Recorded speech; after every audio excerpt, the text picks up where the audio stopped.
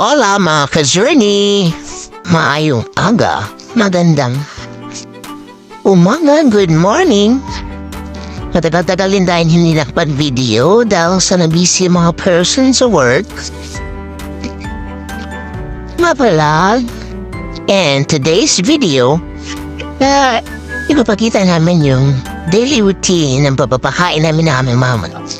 Ayan si asawa is prepare na yung pagkain ng aming mga alagang manok.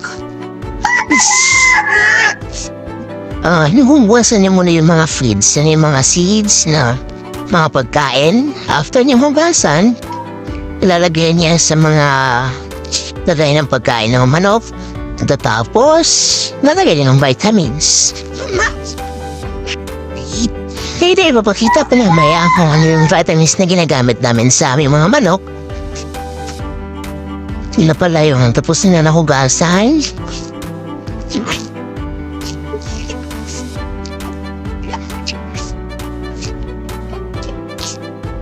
Hindi ko alam kung anong purpose bakit hinugasan. Pero, sa pagkatapos na hugasan is ang dumi ng tubig.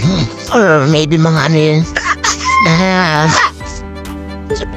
Tama. Ito naman yung vitamins na nilalagay namin sa feed niya, sa feeds.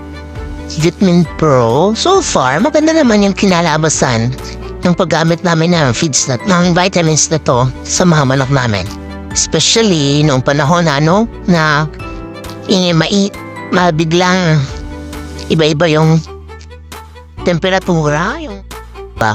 Kaya, malaking tulong din yung may vitamins sa mga manok para malayo sila sa sakit. Minikos-mekos na pala ni asawa yung mga feeds na binabakain niya. See? Mekos-mekos.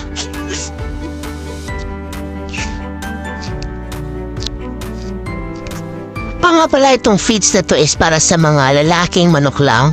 Yung mga babae, iba din sa kanila. Iba yung feeds nila. Iba yung pagkain nila. Sa mga lang talagang sa mga rooster namin. Vitamin Pearl, baka naman. Joke.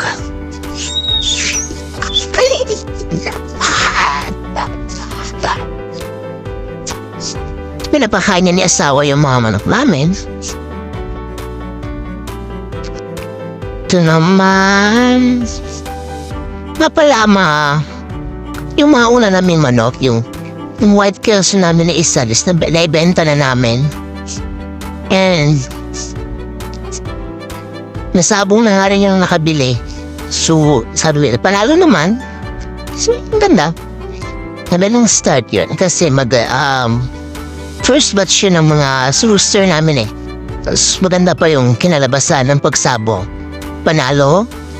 And kaya go na kami papaparami nito kasi nasimula na yung may winner na sa line nila. Ito na yung sign ng tila. Ito naman yung kapatid ng white kill. So, marami-rami na rin kami na-dispose or nabentang manok. And mas marami yung dispose namin mga babaeng manok kasi gusto ni asawa na konti lang yung babaeng manok. Mas gusto niya paramihin yung mga rooster kaysa mga inahin. Kasi may mga napili na kasi kaming inahin na gagamitin namin para magparami. So, ang ibang mga babaeng manok is yung kinakatay or binibigay. Don't forget to like and subscribe.